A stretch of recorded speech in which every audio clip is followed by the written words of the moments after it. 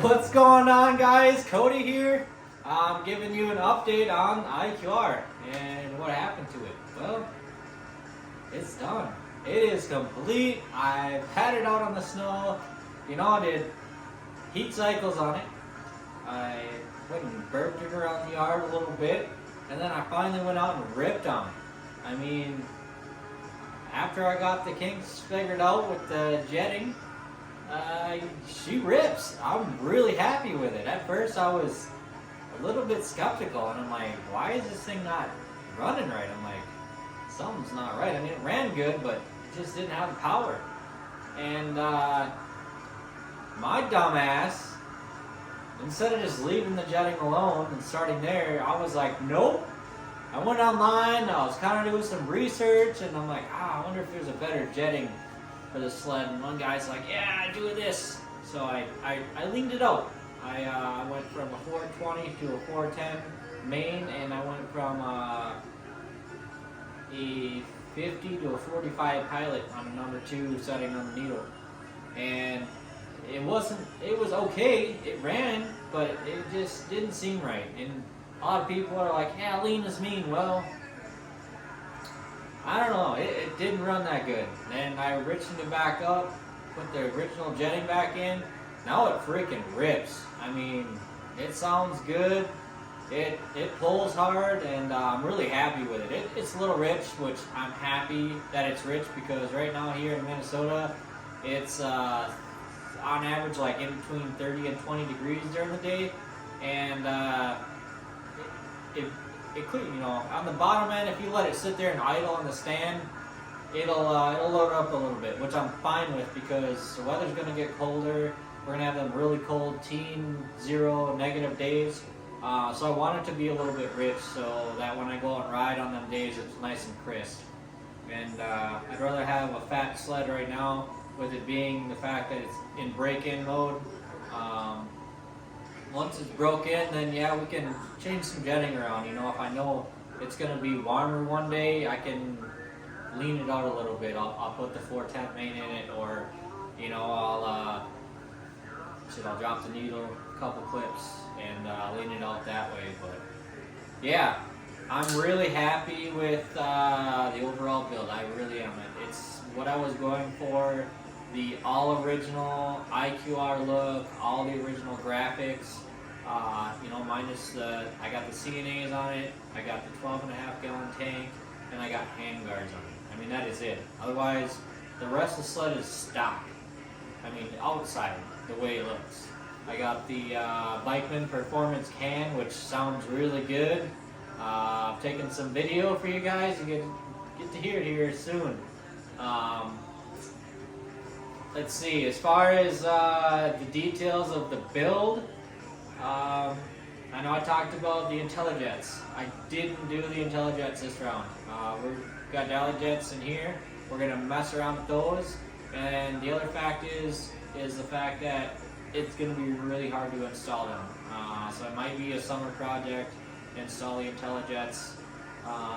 And there's no turning back. I mean, it's kind of one of those things where once you install it, it's on there. You're drilling holes in your carburetor.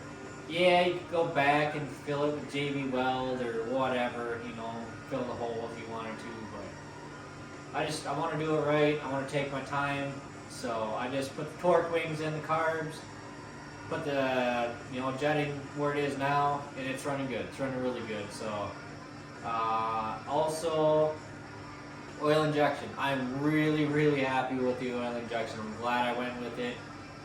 The time it took to put it together on the sled, yeah, I had to do some research and finding different parts, because I wasn't going to buy the $600 oil injection kit. That's too much. I mean, I understand, parts are parts, and, stuff is new and whatever, but I'm not paying $600 for an oil injection kit when I go online, buy all the stuff that they have, and it works great. So sled runs great. Mixed first tank 32-to-1. Ran it till all the oil lines were full. Then I took half of it out, replaced the other half with straight 91 non-oxy, and went and ran it again. And then once I was, 100% that, yeah, and all the bubbles are out of the lines. I went to the gas station and filled that sucker up with 91 pump gas from the pump. And that's a good feeling for a race sled. I was like, alright, this is cool, I can get used to this. And the fact that it still has the same amount of power, I'm just amazed. Like, the sled runs amazing. It's got great freaking power. And yeah, I mean, it's creature comforts, right? So, yeah. The Bikeman Performance can, I like it so far. I really do. It's a little tinny, but I like it. It sounds good. I don't know if you guys know, but IQRs are just, compared to like Skidoos and Articats, or just players in general, they just seem quieter. They really do. And this can, it's a little bit louder, and it sounds more like a race sled, which that's kind of what I'm going for. I'm going for that race sled, you know, like almost Stinger style exhaust. I don't want to run a Stinger because that's a little bit too much, but close to. So, like I had an Articat last year, and that thing was sounding good. This is pretty close to that. It still sounds good when you get on the throttle, but you know, idling around, it's not like stupid obnoxious. So all the neighbors aren't gonna get mad at me. But yeah. So I got some video content you guys are going to be able to see here in a second.